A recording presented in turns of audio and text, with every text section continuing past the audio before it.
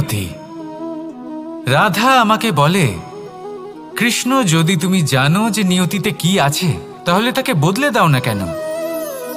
মহাদেব আমাকে বলেন যে শ্রীকৃষ্ণ, যদি আপনি এটা জানেন যে সাম্বের নিয়তি এটাই, তাহলে আপনি তাকে বদলানোর চেষ্টা কেন করেন? কেন? কারণ আমি একজন পিতা, আর পিতার কর্তব্য এটাই, তিনি যেন সম্ভাব্য সব চেষ্টা করেন নিজের সন্তানের মঙ্গলের জন্য।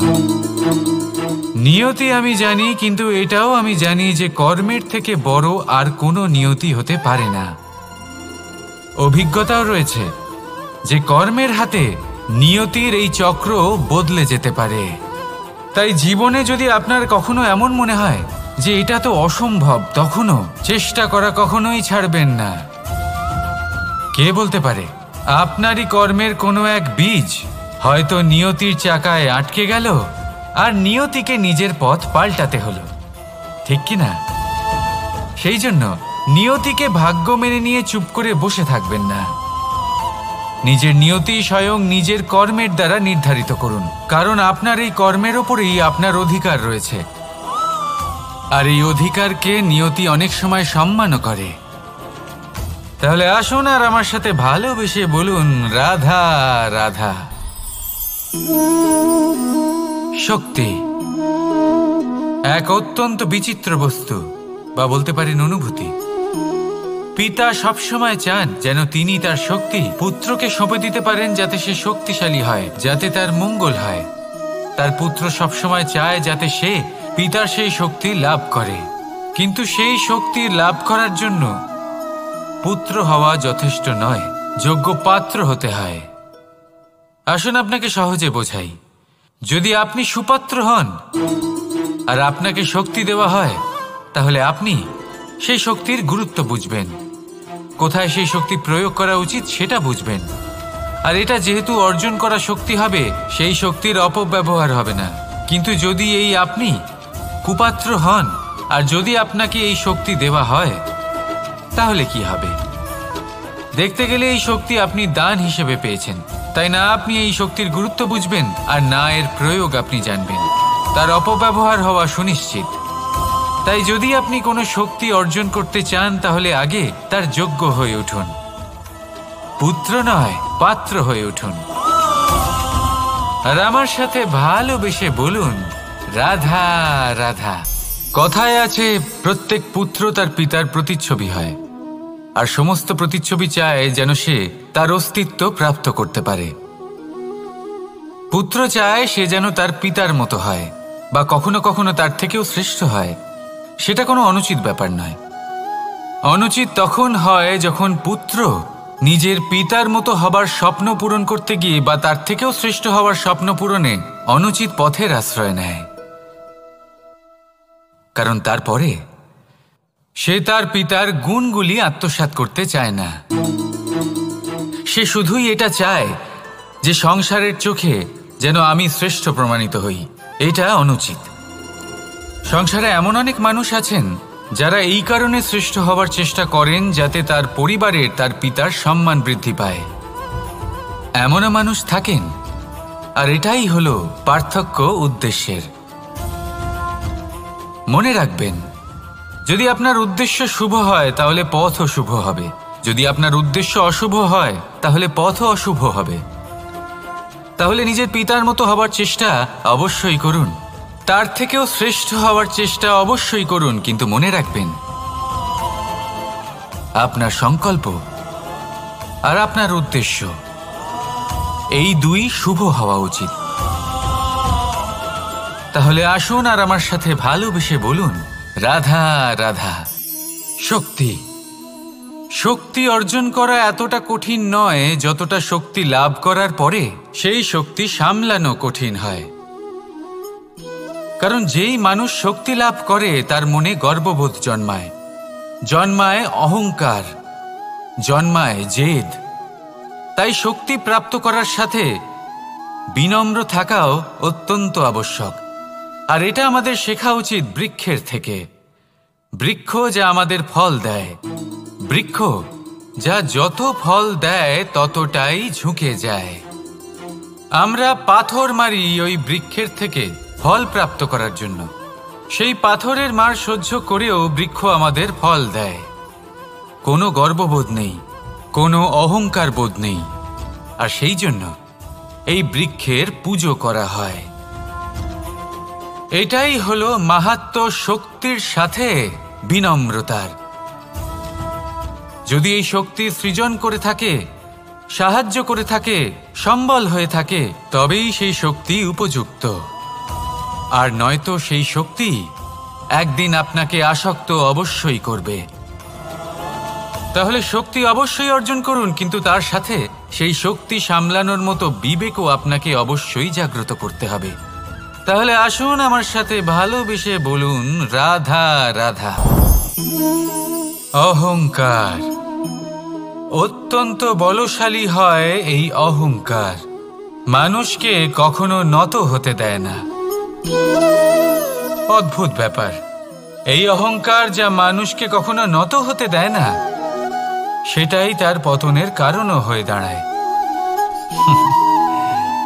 যেখানে মানুষ এটা ভাবতে শুরু করে যে শুধুমাত্র সেই যোগ্য, সেখান থেকেই তার পতনের আরম্ভ। ঠিক কিনা? দেখুন, যদি কোনো মানুষ এটা ভাবে যে আমি এই সব কিছু করতে পারি, তাহলে তা হলো বিশ্বাস। কিন্তু যদি সে এটা ভাবতে থাকে যে শুধুমাত্র আমি এই কাজ করতে পারি, তাহলে তা হলো সেই ব্যক্তির অহংকার। আর এটা আপনাকে বিনাশের দিকে অবশ্যই নিয়ে যাবে। মনে রাখবেন, যখন আমি আর শুধুমাত্র এই দুই এক হয়ে যায়, সেখান থেকে আপনার পতনের সূত্রপাত হবেই। তাই আপনি কখনোই এই অহংকারের চক্রব্যূহে ফেঁসে যাবেন না। বিশ্বাস রাখুন নিজের ওপর এবং অন্যের ওপরও। আর মনে রাখবেন, বিশ্বাসের মধ্যে বিশ্বের প্রত্যেকটা বস্তু বসবাস করে। তাই এই অহংকারকে ত্যাগ করে ফেলুন আর আত্মবিশ্বাসের ওপর মনোসংযোগ করুন। আর আমার সাথে ভালোবেসে বলুন, রাধা রাধা। মানুষ নিজের জীবনে ঈশ্বরকে খুব মান্য করে। ওনার জন্য কি না করে, ভিন্ন ভিন্ন নামে তাকে স্মরণ করে, তাকে পুজো করে, তার আরাধনা করে। সে জানে যে ঈশ্বর তাকে শক্তি অবশ্যই দেবেন, তাকে সাহায্য অবশ্যই করবেন। কিন্তু যখন প্রশ্ন আসে গুরু এবং ঈশ্বরের, তখন গুরুর মান কখনো কম হওয়া উচিত নয়। কারণ সত্যি বলতে কি, গুরুই হলেন সেই সিঁড়ি যা বেয়ে আপনি ঈশ্বরের কাছে পৌঁছানোর পথ খুঁজে পাবেন। সেই পথ আপনি গুরুর থেকেই পাবেন। গুরু না থাকলে আপনি কখনো ঈশ্বর লাভ করতেই পারবেন না। আর জীবনে অনেক সময় লক্ষ্যের থেকেও অনেক বেশি গুরুত্বপূর্ণ হলো পথ। তাই এই পথের সম্মান করতে শিখুন, অর্থাৎ গুরুকে সম্মান করতে শিখুন। কারণ গুরুই হলেন পরমেশ্বর। তাহলে আসুন আর আমার সাথে ভালোবেসে বলুন, রাধা রাধা। আপনার জীবনে আপনার প্রকৃত বন্ধু আসলে কে? আপনার সব থেকে শ্রেষ্ঠ মিত্র আসলে কে? তিনি যিনি সময় এলে পরে আপনাকে সাহায্য করেন, নাকি তিনি যিনি সময় এলে পরে আপনাকে অর্থ দেন? দেখুন, আমরা হলাম মানুষ, আমাদের জীবনে লেনদেন চলতেই থাকে। এটা আমাদের জীবনের অভিন্ন অংশ। কিন্তু অনেক সময় এমন হয় যে আমরা তাকেই নিজের প্রকৃত বন্ধু বলে মনে করি, যিনি আমাদের একটা বহুমূল্য উপহার দেন। ঠিক কিনা? এবার আপনার জীবনে সেই বহুমূল্য উপহার কোনটা, ওই অমূল্য মিত্র আসলে কে, সেই সিদ্ধান্ত হলো আপনার। কিন্তু যদি আপনি আমাকে জিজ্ঞেস করেন, তাহলে আমার মতে স্বর্ণ, হিরে, মুক্ত, ধন এগুলো বহুমূল্য নয়। বহুমূল্য হলো সঙ্গ, যখন আপনি একা হয়ে যাবেন, সময়, যখন আপনার তাকে প্রয়োজন হবে, সমর্পণ, যখন আপনার বিশ্বাসের প্রয়োজন পড়বে। যে মানুষ আপনার প্রতি এই 3 গুণ প্রদর্শন করেন, যিনি আপনার কঠিন সময়ে আপনাকে অবশ্যই সঙ্গ দেবেন, যখন আপনার প্রয়োজন পড়বে আপনাকে অবশ্যই সময় দেবেন, আপনার প্রতি সম্পূর্ণ সমর্পিত থাকবেন, সেই হলো আপনার আসল মিত্র, সেই হলো আপনার প্রকৃত বন্ধু। কারণ সত্যি বললে, বন্ধুত্বের অর্থই হলো নিজেকে সম্পূর্ণরূপে কারোর কাছে সমর্পণ করে দেওয়া। তাই আপনার সেই বন্ধুর জন্য নিজের প্রাণ উজাড় করে দিন আর ভালোবেসে বলুন, রাধা রাধা। মানুষ জীবনে 3টে কাজ অবশ্যই করে থাকে, কিছু দান করে, কিছু গ্রহণ করে, আর কিছু ত্যাগ করে দেয়। এটাও ভাবতে থাকে যে এটা করলে কিভাবে করবে।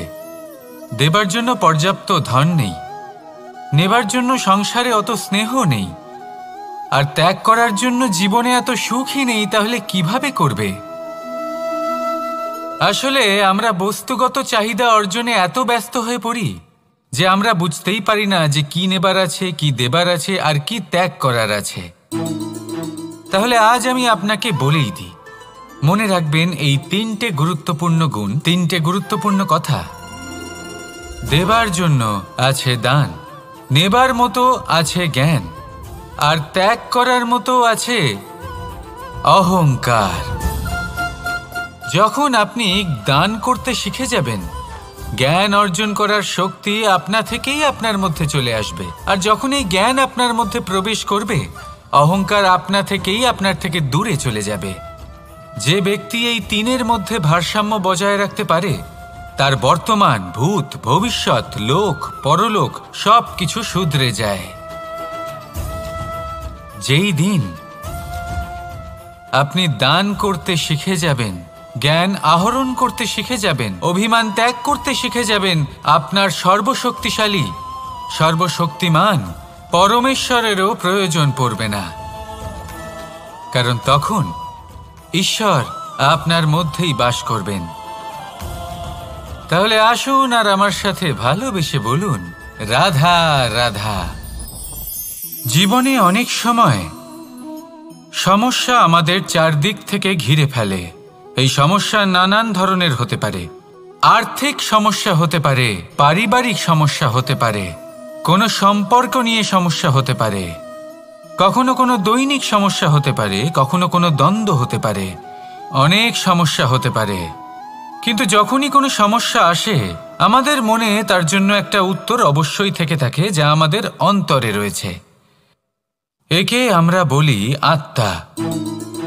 আত্মা হলো পরমাত্মারই রূপ, আর পরমাত্মা তা কখনোই কিছু অনুচিত চাইবে না, তাই তো? এই আত্মা খুব ভালো করে জানে যে কোনটা উচিত আর কোনটা অনুচিত। যদি আসল বিষয়ের কথা বলি, তাহলে আপনাকে নিজের মনকে বুঝতে হবে। কারণ আত্মা তো পরমাত্মা থেকেই আসে, কিন্তু এই মন মানুষ জন্ম থেকেই প্রাপ্ত করে, যার বিকাশ হয় এই সংসারকে দেখে। যেদিন আপনার এই মন আর আপনার এই আত্মা, এই দুই এক হয়ে যাবে, আত্মসাৎ হয়ে যাবে, সেদিন আপনার জীবনে না কোনো সমস্যা থাকবে, না কোনো ঝঞ্ঝাট থাকবে, না কোনো সংকট থাকবে। কারণ আপনার কাছে সেই সমস্ত সমস্যার, সমস্ত বিপদের সমাধান থাকবে, আর তাও আপনারই অন্তরে। তাহলে আসুন আর আমার সাথে ভালোবেসে বলুন, রাধা রাধা। ভক্তি আর শক্তি, এই দুইয়ের মধ্যে সম্পর্ক অত্যন্ত সরল। মানুষ ভক্তি করেন যাতে তিনি শক্তি লাভ করতে পারেন, আর শক্তি লাভ করার পরে ভক্তিভাব ভুলে যান, আর শক্তির প্রতি আসক্তিতে মত্ত হয়ে যান, আর সেখান থেকেই তার বিনাশ শুরু হয়। কেন? কারণ ভক্তির দ্বারা প্রাপ্ত শক্তি অন্য কারোর হিতের জন্য ব্যবহার করতে হয়, অন্য কারোর মঙ্গল করার জন্য ব্যবহার করতে হয়, কারোর বিনাশের জন্য নয়। এবার যদি আমি আপনাদের একটা উদাহরণ দিয়ে বোঝাই, তাহলে কোদাল দিয়ে আমরা মাটি কোপাতে পারি, একটা গর্ত খুঁড়তে পারি, যাতে একটা নতুন বৃক্ষ জন্ম নিতে পারে। একটা বৃক্ষ যা অন্য জীবকে ফল প্রদান করবে, যাত্রীদের ছায়া প্রদান করবে। কিন্তু এই কোদালের ব্যবহার যদি আমরা অন্য কারোর ক্ষতি করার জন্য করি, তাহলে ক্ষতি শুধুমাত্র আমাদেরই হবে। তাই জীবনে যদি আপনি কোনো শক্তি লাভ করেন, হয়তো ভক্তির দ্বারা বা অন্য যেখান থেকেই হোক, তার সদ্ব্যবহার করতে শিখুন, নয়তো এই প্রাপ্ত শক্তি আপনার পতনের কারণ হয়ে দাঁড়াবে। তাহলে আসুন আমার সাথে ভালোবেসে বলুন, রাধা রাধা। বরদান অত্যন্ত বিচিত্র এক বিষয়, কিন্তু দেখতে গেলে এই বরদান কি না করতে পারে। এক দরিদ্রকে রাজা বানিয়ে দিতে পারে, একজন দুর্বলকে এই সংসারের সবথেকে শক্তিশালী ব্যক্তি বানিয়ে দিতে পারে। কিন্তু আমরা ভুলে যাই এক অত্যন্ত গুরুত্বপূর্ণ কথা। বরদান এই শব্দের শেষে দান লুকিয়ে রয়েছে। এই দান কথাটা অত্যন্ত গুরুত্বপূর্ণ। আমাদের মনে রাখা উচিত এই বরদান আমরা দানে পেয়েছি, আর তাই তার সম্মান করা উচিত, কখনোই অহংকার করা নয়। আর যে ব্যক্তি বরদান পেয়ে অহংকার করেন তার যা ক্ষতি হয় তা হলো এই বরদান তার থেকে কেড়ে নেওয়া হয়। বর অর্থাৎ শ্রেষ্ঠ, অর্থাৎ বরদানের অর্থ হলো একটা শ্রেষ্ঠ দান, এবং তার ব্যবহার যদি আপনি কারোর ক্ষতি করার জন্য করেন তাহলে ক্ষতি শুধুই আপনার হবে। তাহলে এই বরদানের সম্মান করুন, উচিত পথে চলুন, আর উচিত উদ্দেশ্য নিয়ে এর ব্যবহার করুন, সব কিছু ভালোই হবে। তাহলে আসুন আর আমার সাথে ভালোবেসে বলুন রাধা রাধা। পিতা আর পুত্রের সম্পর্ক অত্যন্ত মধুর হয়ে থাকে। পিতা স্বপ্ন দেখেন, তাকে পূর্ণ করার সকল সম্ভাব্য চেষ্টা করেন, কিন্তু তাও অনেক সময় ওনার স্বপ্ন অপূর্ণ থেকে যায়। তখন পিতা ভাবেন যে স্বপ্ন উনি পূর্ণ করতে পারেননি ওনার সন্তান তা অবশ্যই পূরণ করবে। যে স্থানে উনি কখনো পৌঁছতে পারেননি সেই স্থানে ওনার পুত্র অবশ্যই পৌঁছবে। পিতা নিজের সন্তানের ভবিষ্যৎ নিয়ে সেই স্বপ্ন দেখেন, আর যখন সেই সন্তান সামনে এগোতে থাকে তখন তার দুঃখ হয় না, বরং গর্ব হয়। ওনার ভালো লাগে এটা দেখে যে ওনার সন্তান অনেক উন্নতি করছে। কিন্তু যখন সন্তান নিজের অভিভাবকের শক্তি দেখে, তার যশ দেখে হিংসা করতে থাকে, সমস্যা সেইখানেই শুরু হয়।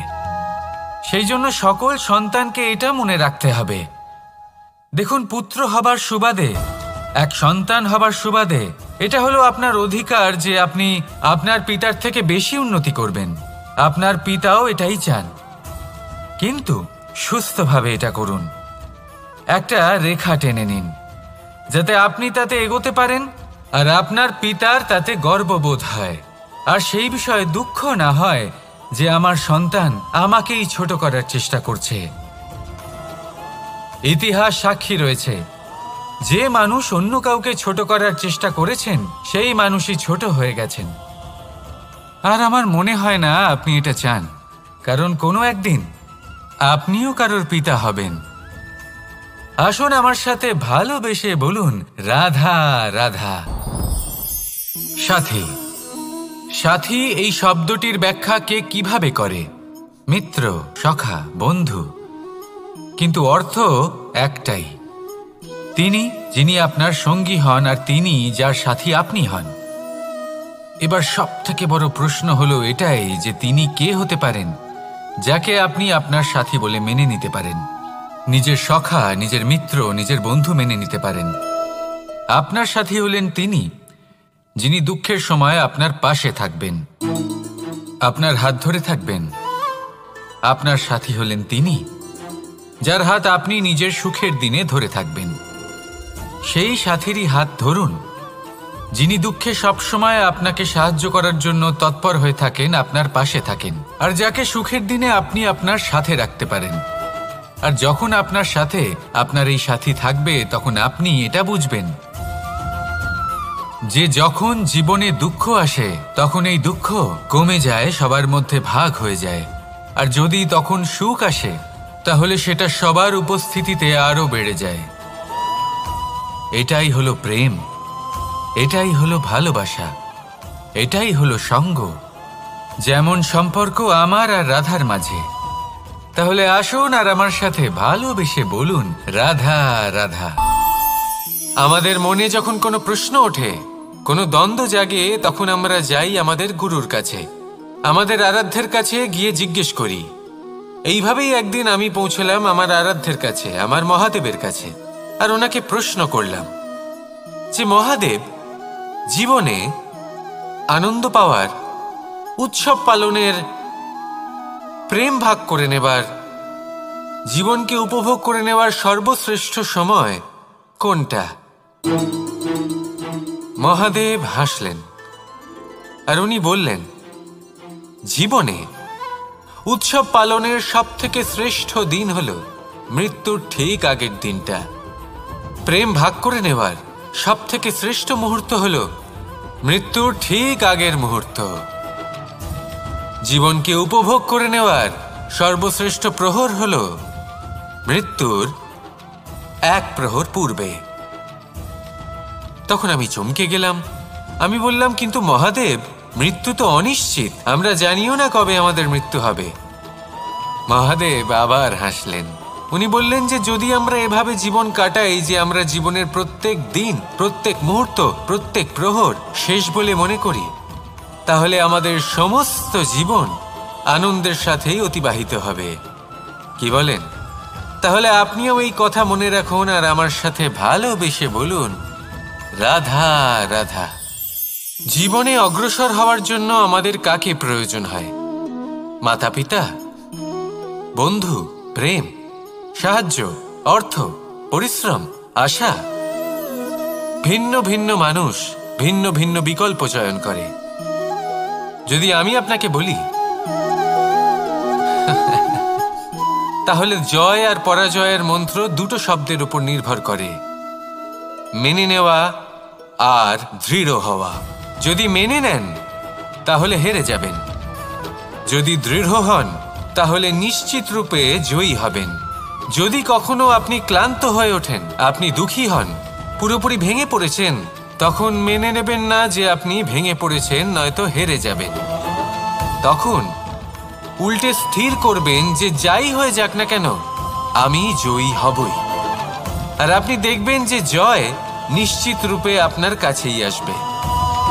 তাহলে এই কথা মনে রাখবেন আর আমার সাথে ভালোবেসে বলবেন, রাধা রাধা। সময়, জীবন, কাল। দেখতে গেলে এই তিনটি শব্দ একটি শব্দেরই সমার্থক শব্দ মনে হয়, কিন্তু এই শব্দগুলির অর্থ কি সমান? কখনোই নয়। হ্যাঁ, এই সময় চলতে থাকে, জীবন চলতে থাকে, কালচক্র চলতে থাকে। এই সময় কেটে যায়, কিন্তু এই জীবন, একে যাপন করতে হয়। কি বলেন? এই জীবনে কিছু করুন বা কিছু না করুন, জীবন এমনি কেটে যাবে, আপনি জানতেও পারবেন না। কিন্তু সেটা আমাদের উদ্দেশ্য নয়, একে যাপন করতে হবে। এই জীবনে প্রেরণা পেতে শিখুন, প্রেরণা দিতে শিখুন, আহ্বান গ্রহণ করতে শিখুন, আহ্বান জানাতে শিখুন, মহান কাজ করতে শিখুন, ধন্যাত্মক বোধ জাগিয়ে তুলুন। জীবন অতিবাহিত করার অর্থ কি তা আপনি শিখে যাবেন। কারণ সময় কেটে যায়, সমস্ত যুগ কেটে যায়, কিন্তু জীবনের রীতি জীবন কাটিয়ে দেওয়া নয়, জীবন যাপন করা। এই জীবন সম্পূর্ণরূপে অনুভব করতে হবে, নতুন পথ বানাতে হবে। এবারে যদি এই জীবন বাঁচার সময় একবার ভেবে দেখুন, যদি মনে প্রেম থাকে, সদ্ভাবনা থাকে, তাহলে কি হবে? এই জীবনকে বাঁচার অনুভূতিটাই অন্যরকম হয়ে যাবে, একটা আনন্দময় অনুভূতি লাভ করবেন। তাহলে এটাই করুন আর আমার সাথে ভালোবেসে বলুন, রাধা রাধা। আপনি কি কখনো কোনো জলের ধারা দেখেছেন? তার সামনে যতই মাটি থাকুক না কেন, যতই কাদা থাকুক না কেন, যখন এই জলের ধারা বইতে আরম্ভ করে দেয়, তখন এই কাদাকে নিজেই ধুয়ে নিয়ে যায়। ওই কাদাকে ধুয়ে দেয় এবং নিজের পথ নিজেই তৈরি করে নেয়। তাহলে আপনিও এরকম জলের মতো হয়ে উঠুন। যদি হয়ে উঠতে পারেন, তাহলে নিজের মনের, নিজের ভাবনার, নিজের জীবনের যত অনাবশ্যক তত্ত্ব আছে, অনুপযোগী অংশ রয়েছে, অর্থাৎ অপরিষ্কার অংশ রয়েছে, তা নিজে থেকেই নির্মল হয়ে উঠবে। আর যেরকম জলের ধারা কখনো থেমে থাকে না, সব সময় বয়ে চলে, সেইভাবে আপনিও কখনোই থামবেন না। সবসময় বয়ে চলুন, এগোতে থাকুন। পথে যদি অনেক বিপদ আসে, সমস্যা আসে, থামবেন না, তার উপর নিরন্তর প্রহার করুন, নিরন্তর প্রয়াস করুন আর অগ্রসর হন। আপনি ভেবে দেখুন, এই জলের ধারা কখনো থেমে থাকে না, সবসময় বয়ে চলে। বিপদের সম্মুখীন হয়ে তাকে সাথে বয়ে নিয়ে চলে। সেই জন্য জলের ধারা, প্রবাহমান এই ধারা, এর থেকে কখনো দুর্গন্ধ আসে না, এতে কখনো ময়লা জমতে পারে না, বরং পালিত হয় সুন্দর প্রাণবন্ত জীবজন্তু, যেমন সুন্দর ছোট মাছ। তাই আপনিও এটাই করুন, কখনো থামবেন না, শুধু চলতে থাকুন, জলের ধারার মতো বইতে থাকুন। আপনি আপনার লক্ষ্য অবশ্যই খুঁজে পাবেন, আর তার সাথে নিজের অন্তরের যে মালিন্য রয়েছে তা আপনি নিজেই নিজের থেকে দূরে করে দেবেন। তাহলে আসুন আর আমার সাথে ভালোবেসে বলুন, রাধা রাধা। এবার অনেক সময় মানুষের মনে এরকম প্রশ্ন আসে যে এই সংসারে সবথেকে বড় বিপদ কি? কেউ বলে ধর্ম সংকট, আবার কেউ বলে প্রাণের ওপর আসা সংকট। প্রত্যেক মানুষের জীবনে বিভিন্ন সংকট আসে, আর এই সমস্ত সংকট অত্যন্ত বিচিত্র হতে পারে। এই সমস্ত সংসার হলো সংকট দ্বারা পরিপূর্ণ। ঠিক আছে, আপনাকে একটা উদাহরণ দিই। একজন ধনী ব্যক্তি, এবার ওনার জীবনে সংকট কি হতে পারে? সংকট এটাই যে কেউ তার সম্পত্তি চুরি না করে নেয়, আমরা বুঝতে পারছি। এবার একজন চোর, তার জীবনে সংকট কি হতে পারে? যে চুরি করার সময় সে যদি তার একটা কাশি চাপতে না পারে, তাহলে সে ধরা পড়ে যেতে পারে, ঠিক কিনা? আবার অনেক সময় এমনও হয় যে যার জন্য আমি সংকট, সেও আমার কাছে সংকট। যেমন এই পরিস্থিতিতে দেখুন, সংকট হলো সংকট, এ তো জীবনে থাকবে, কিন্তু এর সম্মুখীন কিভাবে হওয়া যায়? খুব সরল, সব এটার ওপর নির্ভর করে, মনের ওপর। এই মনকে নিয়ন্ত্রণ করলে সব ঠিক থাকবে। এবার যদি ধনী ব্যক্তি মনকে নিয়ন্ত্রণ করে ফেলেন, নিজের অর্থের ব্যবহার শুভ কাজের জন্য, সমাজের সেবার জন্য বিকাশ করতে করেন, ওই অর্থকে একত্রিত করে না রাখেন, তাহলে চুরির সমস্যা, এই সংকট সেখানেই কেটে যাবে। এবার যদি কথা বলি সেই চোরের, তাহলে চোর যদি নিজের মনকে সংযত করে নেয়, যদি নিজের কর্মকে নিয়ন্ত্রণ করতে পারে, তাহলে এমন কোনো স্বর নেই যা ওকে ধরা পড়তে বাধ্য করবে। সেই জন্য জীবনে সংকট যতই আসুক, যত বড়ই সংকট আসুক না কেন, কবচ হলো একটাই, আর এই কবচের নাম হলো আত্মনিয়ন্ত্রণ। নিজের মনকে নিয়ন্ত্রণে রাখতে শিখুন। এটা নিজের জীবনে প্রয়োগ করে তো দেখুন। যদি আপনি করতে পারেন, তবে আপনি দেখবেন যে সংকট তো জীবনে আসা যাওয়া করে, কিন্তু সেই সংকটগুলির সম্মুখীন আপনি এইভাবে করতে পারবেন। তাহলে সেটাই করুন, আর আমার সাথে ভালোবেসে বলুন, রাধা রাধা। এই দড়িটা দেখুন, ছোট ছোট রেশম দ্বারা তৈরি, এটা সরু সুতো দ্বারা তৈরি হয়েছে এটা, আর এ অত্যন্ত কোমলও বটে। আর আপনি চাইলে এটা সোজাও করে দিতে পারেন, আর চাইলে এটা বেঁকিয়েও দিতে পারেন, আর যদি চান তাহলে এটা গোল গোল করে বেঁধে কোথাও রেখেও দিতে পারেন। এবার এই কোমল দড়ি যদি কোনো নিষ্ঠুর কঠিন পাথরে বারংবার জড়িয়ে দেওয়া হয়, তাহলেও তাকেও কাটতে পারে, নিজের ছাপ ছেড়ে যেতে পারে, সেটার আকারও বদলে ফেলতে পারে।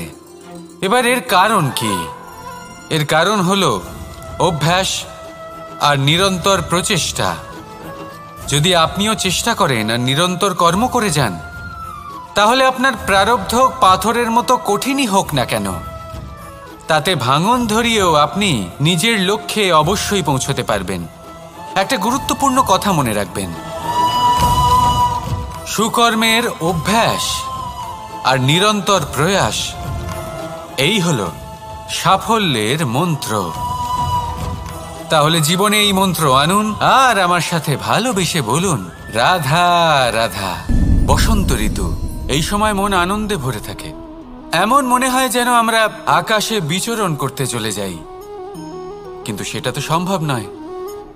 সেই জন্য হয়তো আমরা ঘুড়ি ওড়াই, এই ঘুড়িকে নিজেদের প্রতিরূপ মনে করে। এবার অনেক মানুষ আছেন যারা ঘুড়ি ওড়ান, কিন্তু এই কর্মের সারমর্ম কি সেটা কজন বুঝতে পারেন? আপনি এটা মনে করুন যে আপনি হলেন সেই ঘুড়ি, আর এই সুতো যিনি ধরে রয়েছেন তিনি হলেন পরমাত্মা। আর এই সুতো যেখান থেকে শুরু হয় সেই লাটাই হলো আমাদের কর্মচক্র। এবার আপনি নিজেই অনুমান করুন যে এই উড়ান কার ওপর নির্ভরশীল, পরমাত্মার ওপর আর আপনার কর্মের ওপর। যদি পরমাত্মা আপনার হাত ধরে থাকেন, আপনার সাথে থাকেন, যদি আপনি শুভ কর্ম করতে থাকেন, আপনি এই আকাশে উড়তে থাকবেন। কিন্তু কোথাও যদি পরমাত্মার সাথে এই বন্ধন ছিন্ন হয়, আপনার কর্মচক্র খারাপ হয়ে যায় বা থেমে যায়, তাহলে আপনার এই ঘুড়ি কেটে যাবে আর দূরে কোনো গাছের ডালে গিয়ে আটকে যাবে। তাই শুধুমাত্র ঘুড়ি ওড়াবেন না, তার থেকে শিখুন, পরমাত্মার সাহচর্যে থাকুন, সবসময় শুভ কর্ম করতে থাকুন আর সবসময় এই আকাশে উড়তে থাকুন। আসুন আর আমার সাথে ভালোবেসে বলুন, রাধা রাধা। জীবনে লক্ষ্য লাভ কি করে করতে হয়? কেউ বলবে বন্ধুদের সাহায্যে, কেউ বলবে প্রেমের সাহায্যে, কেউ বলবে নিরন্তর চেষ্টা করলে, কেউ বলবেন পরিশ্রম করলে, কেউ বলবেন ঈশ্বরের আশীর্বাদে, ইত্যাদি ইত্যাদি। আমি আপনাকে বুঝিয়ে বলি, এই যেমন ত্রিলোক আছে, অর্থাৎ 3 লোক আছে, যাকে সঞ্চালন করে ত্রিদেব বা 3 জন দেবতা, সেইভাবে নিজের লক্ষ্যে পৌঁছানোর জন্য 3টি ভাবের প্রয়োজন পড়ে। প্রথম ভাব হলো স্বপ্ন দেখা। আপনি যদি স্বপ্ন দেখতে শুরু না করেন তাহলে সেখানে পৌঁছতেই পারবেন না। তারপর আপনাকে দৃঢ় সংকল্প নিয়ে সেই পথ যেমনই হোক তাতে চলতে হবে। এ হলো দ্বিতীয় ভাব, দৃঢ় সংকল্প। আর তৃতীয় ভাব হলো সেই লক্ষ্যের যাত্রা পূর্ণ করার জন্য প্রতিবদ্ধ হওয়া। তাই যদি আপনি স্বপ্ন দেখতে পারেন, দৃঢ় সংকল্প দ্বারা পথ যতই কঠিন হোক না কেন তাতে চলতে পারেন, আর সেই লক্ষ্য লাভের যাত্রা পূর্ণ করার জন্য প্রতিবদ্ধ হতে পারেন, তাহলে আপনি নিশ্চিত রূপে আপনার লক্ষ্য লাভ করতে পারবেন। তাই আপনি এটাই করুন আর আমার সাথে ভালোবেসে বলুন, রাধা রাধা। কথায় আছে যে জীবনে কিছু শুরু করার আগে স্বপ্ন দেখা অত্যন্ত গুরুত্বপূর্ণ, আর এটা 100% সত্যিও। কিন্তু কিছু মানুষ স্বপ্ন দেখা শুরু না হয় করে দেন, কিন্তু তারপর থামেনি না, স্বপ্ন দেখতেই থাকেন, তারা ভাবতেই থাকেন, কর্ম করেন না। এমন সময় আপনাকে নিজেকে জাগিয়ে তুলতে হবে, নিজেকে বলতে হবে যে এবার উঠে কর্ম করার সময় এসে গেছে। কারণ আপনারা যদি অত্যাধিক বিচার করতে থাকেন, স্বপ্ন দেখতে থাকেন, তাহলে উঠে কিছুই করতে পারবেন না। আপনি শুধু একটা কাজ করুন, উঠে কর্ম করা আরম্ভ করে দিন। তারপর ভেবেচিন্তে ধীরে ধীরে নিজের কর্মকে দিশাও দিন আর তাকে উচিত গতিও দিন। কারণ এটাই হলো সাফল্যের মূল মন্ত্র। না শুধু কর্ম করুন না ভাবনা চিন্তা করে, আর না শুধু ভাবুন কর্ম না করে। সাফল্যের মূল মন্ত্র হলো এর ভারসাম্যে। তাহলে এটাই করুন, সাফল্যকে লাভ করুন আর আমার সাথে ভালোবেসে বলুন, রাধা রাধা। সূর্যের মনে হয় যে তার থেকে বেশি তেজস্বী আর উজ্জ্বল কেউ নেই, তাই তার এই অহংকার ভঙ্গ করার জন্য মেঘ চলে আসে। তারপর এই মেঘের অহংকার বেড়ে যায় যে তার থেকে বেশি ঘন আর কেউ নেই। তারপরে বাতাসের একটা প্রবল দমক আসে আর মেঘেদের ছিন্ন ভিন্ন করে দিয়ে চলে যায়। তখন বায়ুর অহংকার বেড়ে যায়, আরো ভাবে যে তার থেকে বেশি শক্তিশালী আর কেউ নেই। এই দমকা বাতাস যখন বিশাল এক পর্বতের সাথে ধাক্কা খায়, তখন সেই বাতাসের অহংকারও চূর্ণ বিচূর্ণ হয়ে যায়। তারপরে পর্বত ভাবে যে তার থেকে বেশি স্থির আর শক্তিশালী আর কেউ নেই। তখন পৃথিবীতে ভূমিকম্প হয় আর সেই বিশাল পর্বত চূর্ণ বিচূর্ণ হয়ে যায়, তারও অহংকার ভেঙে যায়। এবার ধরিত্রীর অহংকার হতে থাকে, ধরিত্রী বলে যে আমার উপর সবকিছু টিকে রয়েছে, আমার থেকে বেশি শক্তিশালী আর কেউ নেই। একটা ছোট্ট ইঁদুর আসে, মাটিতে গর্ত করে আর মাটি ধসিয়ে দেয়। ধরিত্রীর অহংকার ভেঙে যায়। এর তাৎপর্য হলো সরল, এই সংসারে অহংকার কখনো স্থির থাকে না, এই অহংকার ভাঙবেই। এটা হলো সাংসারিক চক্র। আমাদের নিজেদের জীবনে কর্তব্য পালন করতে হবে, কর্ম করতে হবে, কিন্তু অহংকার নয়।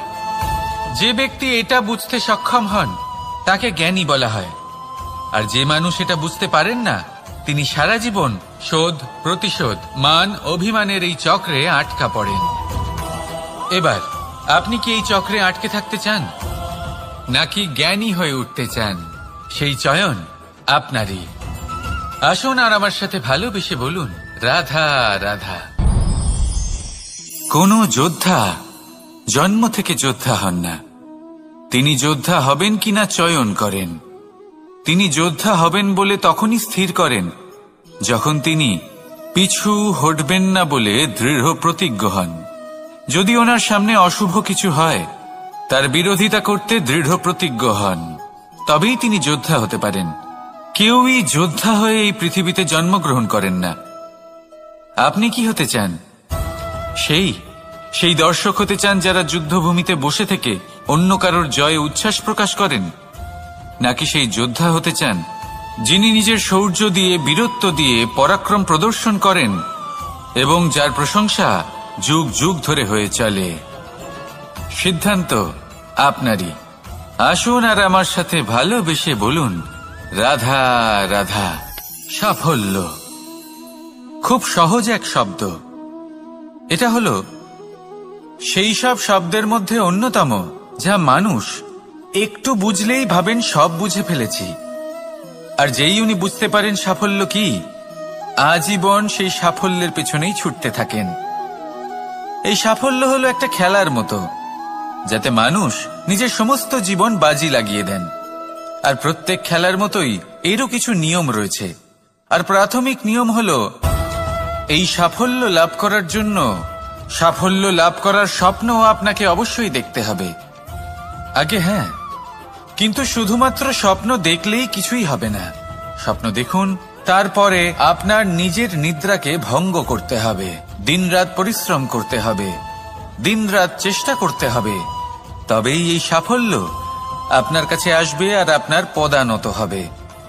তাহলে স্বপ্ন দেখুন আর পরিশ্রম করে তাকে সার্থক করুন। যদি এটা করেন তবেই সাফল্য সহজেই আপনার কাছে আসবে। আর তখন মন প্রসন্ন হয়ে বলবে, রাধা রাধা। সমস্যা,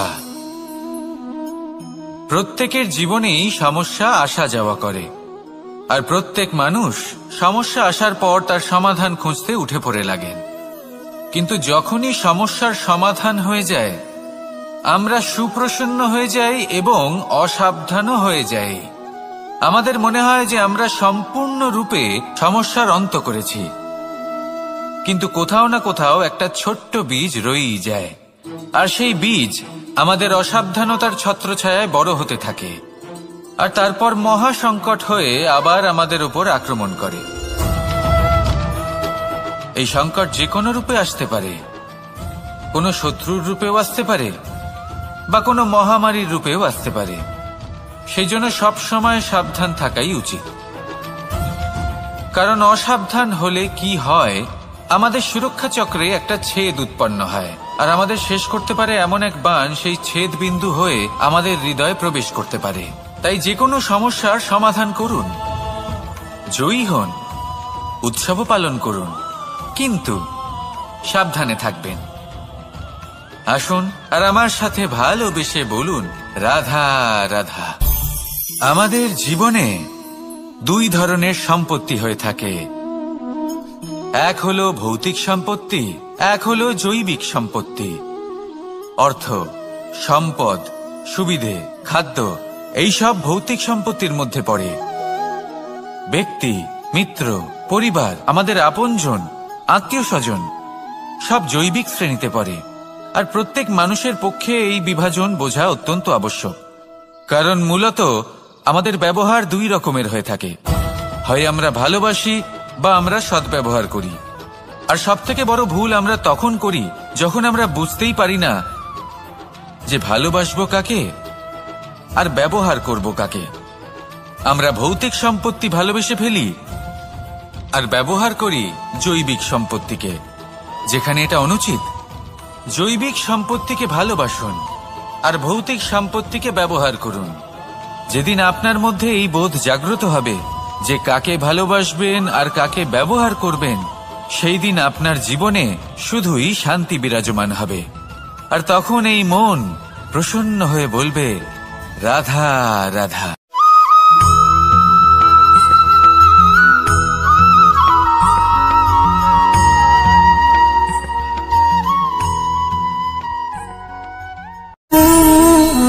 সঞ্চয়। মানুষের যখন থেকে বোধ বুদ্ধি হয়, সঞ্চয় করতে আরম্ভ করে দেন। সঞ্চয় করতে থাকেন ভোজনের, সঞ্চয় অর্থের, সঞ্চয় শক্তির। নিজের জন্য করেন, নিজের পরিবারের জন্য করেন, নিজের স্ত্রীর জন্য করেন, সন্তানের জন্য করেন, সন্তানের সন্তানের জন্যও সঞ্চয় করেন। সঞ্চয় করার জন্য ওনার কাছে অনেক কারণ রয়েছে, কারণ উনি এটা ভাবেন যে এই সঞ্চিত শক্তির জন্য কেউ ওনার কোনো ক্ষতি করতে পারবে না। মানুষ ভুলে যান একটা গুরুত্বপূর্ণ কথা, এই সত্য, উনি এই সংসারে খালি হাতেই এসেছিলেন আর এখান থেকে ওনাকে খালি হাতেই যেতে হবে। যা এখানকার তা এখানেই থেকে যাবে। আর যদি কিছু ওনার সাথে যায় তা হলো ওনার কর্ম, আর কিচ্ছু নয়। তাই যদি কিছু অর্জন করতে চান তাহলে শুভ কর্ম অর্জন করুন, আত্মশক্তি অর্জন করুন, কারণ পরলোকে এটাই হবে আপনার সম্পত্তি। তাহলে কি এটা আপনি অর্জন করতে চান না? আসুন আর আমার সাথে ভালোবেসে বলুন, রাধা রাধা। সদিচ্ছা। দেখতে গেলে 3 অক্ষরে তৈরি এই শব্দ, কিন্তু সমস্ত ত্রিলোক তার উপরেই আধারিত। আপনি এই সংসারে এসেছেন, তখন অবশ্যই শ্বাস নেবেন, কিন্তু তার বদলে আপনাকে কিছু তো দিতেই হবে। আপনার উপর নির্ভর করছে আপনি কি দেবেন। কি দেবেন এই সংসারকে, এই সমাজকে, নিজের পরিবারকে, আর তার বদলে কি নেবেন? যশ নাকি অপযশ? দেখুন, এক ছিল রাবণ, যে কিনা সমুদ্র পার করল সীতাকে অপহরণ করার জন্য, আর এক ছিলেন রামচন্দ্র, যিনি সমুদ্র পার করেছিলেন, সেতু বানিয়ে গিয়েছিলেন সীতাকে ফিরিয়ে নিয়ে আসার জন্য। দুজনেই সমুদ্র পার করেছিলেন, শুধু পার্থক্য ছিল সদিচ্ছাকে বোঝার, লক্ষ্যের। অনেক মানুষের যাত্রা একরকম হতেই পারে, কিন্তু আনন্দ তখনই লাভ করবেন যখন লক্ষ্য শুভ হবে, মহান হবে। এই লক্ষ্য দিয়ে এই সংসারের কল্যাণ হবে এবং মানুষের সম্মান হবে। যদি আপনার সংকল্প উচিত হয় তাহলে আপনার লক্ষ্য উচিতই হবে, নয়তো শুধুমাত্র বিনাশ হবে। আর উচিত এটাই হবে যে বিনাশের হাত থেকে যেন নিজেকে বাঁচানো যায়, কি বলেন? তাই জীবনে যে লক্ষ্য স্থির করছেন, মনে রাখবেন তা যেন শুভ লক্ষ্য হয়। যদি এরকম হয় তাহলে আপনার যাত্রা, আপনার জীবন দুটোই শুভময় হবে। আসুন আর আমার সাথে ভালোবেসে বলুন, রাধা রাধা। সুরক্ষা। এই সুরক্ষা আসলে কি? এটা কি কোনো কবচ নাকি কোনো সীমা? এই সুরক্ষা আসলে অন্য কিছু। আমাদের মাতা পিতা, আমাদের প্রিয়জন, আমাদের বন্ধু, এই সমাজ, আমাদের শুভাকাঙ্ক্ষী, আমাদের আত্মীয়, এনারা সবাই আমাদের জীবনে কোনো না কোনো ভাবে সুরক্ষা দিয়ে থাকেন, একটা কবচ দিয়ে থাকেন কোনো না কোনো রূপে। কিন্তু দেখতে গেলে আমাদের পরাক্রমের পথে, আমাদের বীরত্বের পথে, আমাদের সাহসের পথে এই সুরক্ষাই সব থেকে বড় বাধা হয়ে দাঁড়ায়। একবার ভেবে দেখুন, যদি আপনি কোনো সুরক্ষাই না পান, বা যদি আপনি এই সুরক্ষা ভেঙে বাইরে আসতে পারেন, তাহলে আপনার বীরত্ব চরম সীমায় পৌঁছে যায়। কেন? কারণ তখন আপনি জানেন যে এই সংসারের সম্মুখীন আমাদের নিজেদেরই হতে হবে। আপনি বুঝে যান যে শত্রুর সম্মুখীন এবার নিজের বলের দ্বারা, নিজের পরাক্রমের দ্বারা, নিজের সাহসের দ্বারা করতে হবে। আর তখন আমাদের মনের মধ্যে এই শক্তি জাগ্রত হয়। এই শক্তি অন্তরেই বসবাস করে। শুধু এটা চিনে নিতে হবে, একে জাগ্রত করতে হবে, আর এটা সুরক্ষা ভেঙে যাওয়ার পরেই সম্ভব হয়। আর যারা নিজের শক্তি সম্পর্কে জানেন, যিনি নিজেই জানেন তিনি কতটা শক্তিশালী, তিনি নিজেই নিজের সুরক্ষা কবচ চিরকালের মতো ভেঙে ফেলে দেন, ঠিক কর্ণের মতো। আর তারপরে দেখুন, আপনার পরাজয় হোক বা বিজয়ী হোক না কেন, সেটাই অনেক বড় হয়, সেটাই প্রশস্ত হয়ে থাকে। সেই জন্য ত্যাগ করুন নিজের ভয়কে, নিজের আশেপাশের এই সুরক্ষা চক্রকে ভেঙে ফেলুন, আর সম্মুখীন হন এই সংসারের নিজের শত্রুর সম্মুখীন হন। পরাক্রমের এই অঙ্কুর, তা অঙ্কুরিত হওয়ার জন্য বীজের উপরের এই কবচ, এটা ভেঙে যাওয়া অতি আবশ্যক। আসুন আমার সাথে ভালোবেসে বলুন, রাধা রাধা।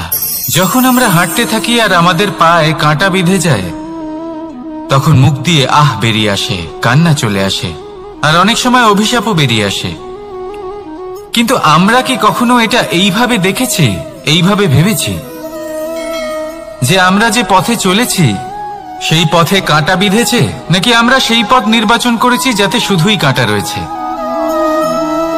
নাকি আমরা এভাবে ভেবে দেখেছি যে এই কাঁটা আমাদের কষ্ট দিতে এসেছে, নাকি এটা আমরাই বিছিয়ে রেখেছিলাম?